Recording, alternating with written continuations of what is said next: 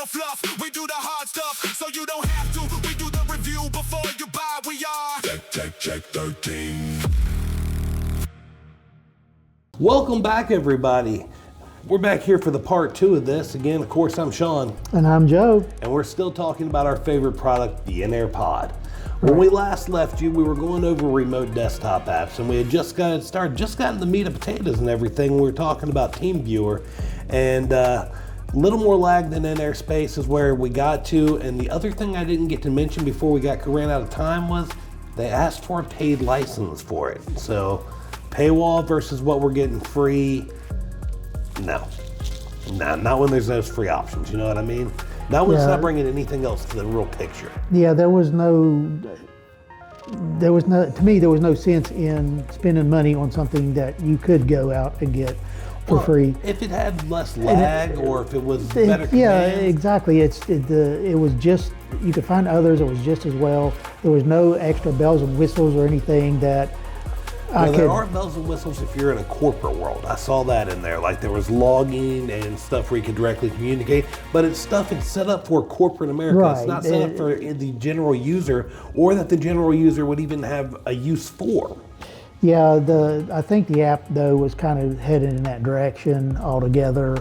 You know, for the corporate world than an individual use anyway. Yes. But without any kind of extras for the individual, you know, I just can't see paying, you know, to get beyond the firewall. And at this point right here, Google Chrome is still at 22.1 meg download. Doing nothing. So we move on to the next one. It was called Real VNC Viewer. Now, it was straightforward. Download it to the pod, make an account. Download Real VLC Connect on my computer, which gave me the link to go to, of course.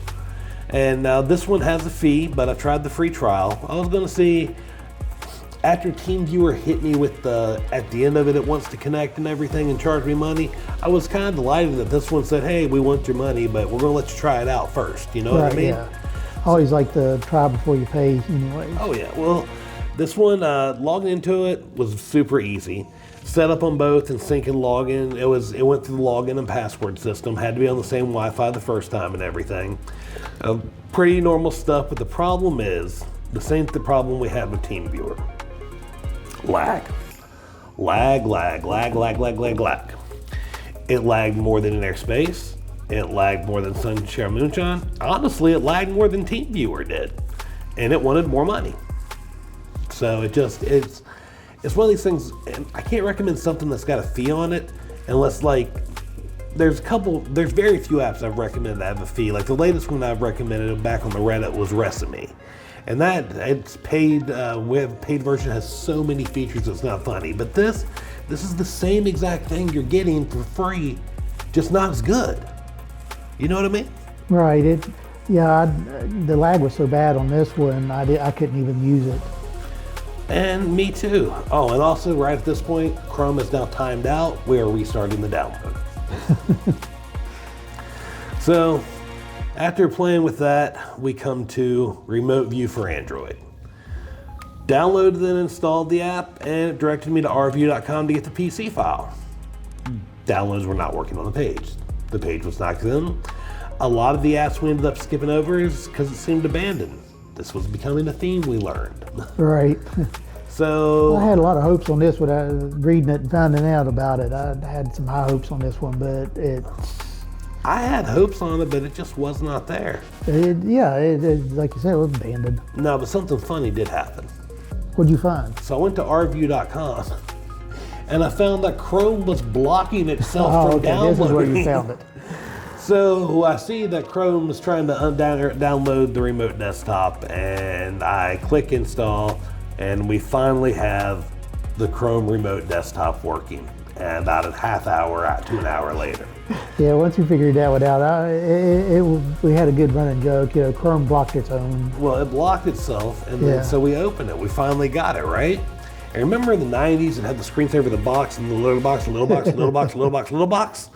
That's what happened with my desktop. It just kept had that infinite. Yeah, infinite smaller boxes.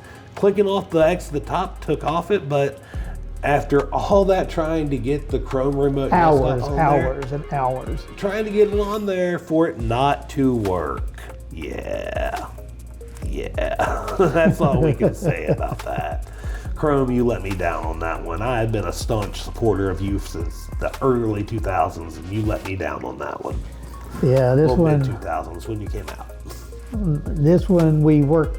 I never worked so hard to get nothing in my life, but you know, you'll have that, I guess, sometimes. I just think it's funny that Chrome blocked itself. I mean, come on now. Yeah. So we're in this vast array of field of just crap apps, and then we seen a shining star, and I say that because we ran across a program called Stardesk.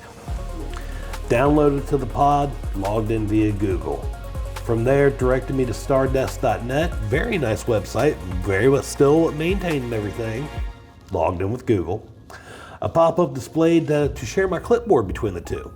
Yeah, you was telling me about that. Yeah, it was actually really cool. So like what I could do is, which I tried this, I highlighted some text on, because it connected well. There was very little lag, very little. Like less than in-air space, maybe slightly as much as Sunshine Moonlight, maybe even a little less. I mean, this was my golden gem I found on this one. But when you first open it, it popped up and said, hey, do you want to link your clipboards? So I could clipboard something on the thing and then bring it over to the pod and paste it. Yeah, that was a really nice feature on this one. I didn't see the lag on it though. I had very little, and that's because I was trying to find lag-intensive programs. I was looking for lag, if that makes sense. Yeah, I gotcha. Because we're testing these apps, so that's what I was trying to do. Now, this app also had one thing others did not have. I could do file transfers in between the computer and the pod directly. Right. So I pulled up my copy of a session. Curry Baker, not a sponsor, but can you imagine if he was? Oh my God, sorry. The guy's my hero with what he's done. So I took his movie that just came out of Session and transferred it from my pod to the PC. 6.5 gigs, and in 8 minutes later it was done wirelessly, no problem.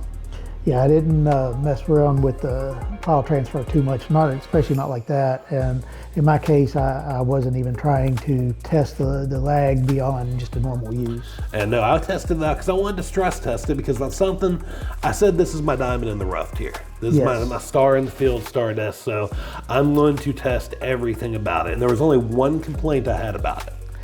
This is one app I do want to go back and play with a little bit more though. I want to play with too, because I think my complaint was user error, and I think I can fix it. But my one complaint is when I loaded Steam with it, it did not recognize my controller. Yeah, you was telling me about that one. It did recognize the mouse, keyboard, and stuff. Yeah, it recognized the touchboard fold. I pulled it out. It recognized it, no problem. But it did not recognize my controller, which I think is user error. I'm positive there has to be a setting in there. And after I play with those settings, that's going to give the Sunshine Moonlight combo a run for its money if it can. Right, I agree with you on that one. It didn't have the blurriness in it.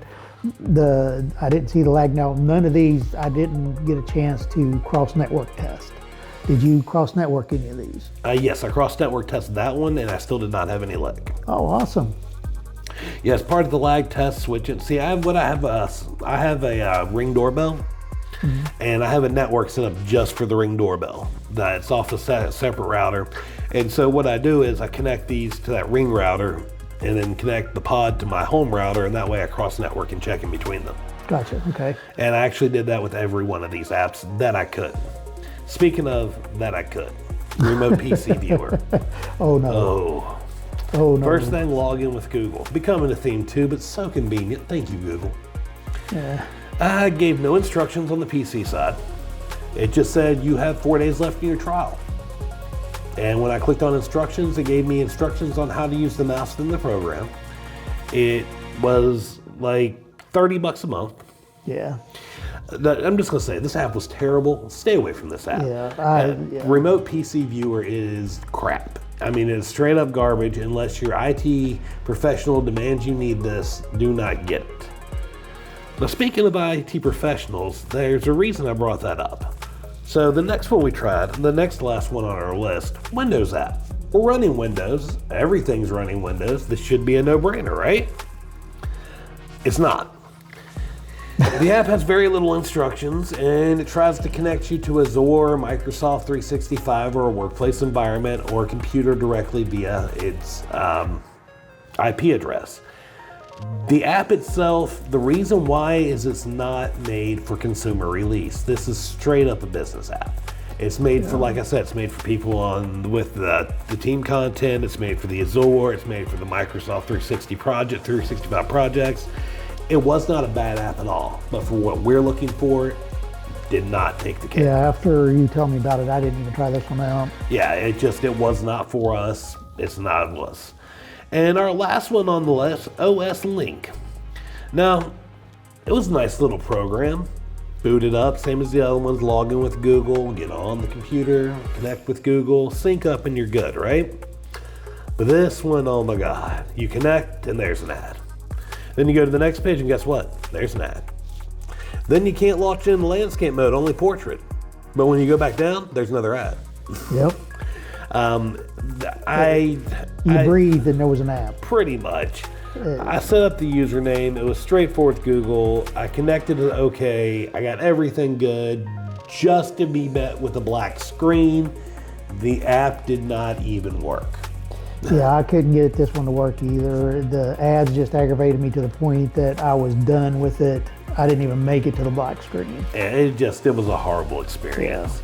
Yeah. From what we've learned going through everything, I'd say my top three, and these are not in any order. I wouldn't even grab Sunshine, Moonshine, and Airspace, and Stardesk. Okay. Those three. Yeah. Those three right there, you, I would happily use for remote viewing, remote working, remote gaming if I can get it configured properly. Those are the only three out of the 8 apps we tested there and the reviews we read on the 37 apps. Yes, we read reviews on 37 apps going through this, finding the majority of them had been abandoned actually, unless they were big company names. It seems to be an area that companies like to get into and then just abandon for some reason. Yeah, I'm kind of wondering if it's, like technology where, people get into it. Technology is still kind of new on the remote desktop. Things changing really quickly and just maybe can't put the effort into keeping up with the change. Or the remote desktop has been around since Windows has been around. You've been able to remotely log into it. Not like this, not like what we're doing though with remote gaming and all the productivity and trying to transfer files and we're cross networking and all this. I think that might be part of the reason is because where the technology is still kind of in a newish area. Well, it seems that the ones that are keeping up with it are staying pretty steadfast, and that's a very good thing. Yes. A lot of it, like we've said, is built for enterprise. But this is true what you can find, what you can test, and what you should take away from this, I would take away, like I said, Stardesk, I would take away Sunshine and Moonlight, and I would take away In Airspace and play with those three. Yeah, I'm going to go back on all three of these. Like I said, I didn't get to cross network, but anyways, we're running out of time here, John. Well, that's no problem. I want to thank you very much for joining us. After you in the comments, if you have some other ideas of remote apps that you'd like to, let us know. We'll happily try them out and give you our feedback and go from there. Yeah, we'd love to run into some that actually work and is not abandoned. Mm-hmm. I want to thank you very much for joining us this time. I'm Shawn. I'm Joe. And we hope to see you in the next one. See you then. We hope you enjoyed the show.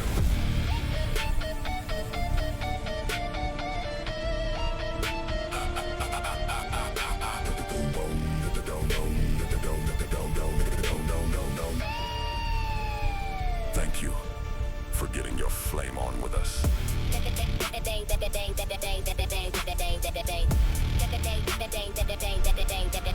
We the elite, can't be beat. Now before you go, let us know. Coming below, no. To keep the awesome show. We're not above begging, here's us pleading. The money is fleeting, help heal our bleeding. Become part of our tribe, share, like and subscribe. Hear me when I scream, check 13. We are Flame of Valor.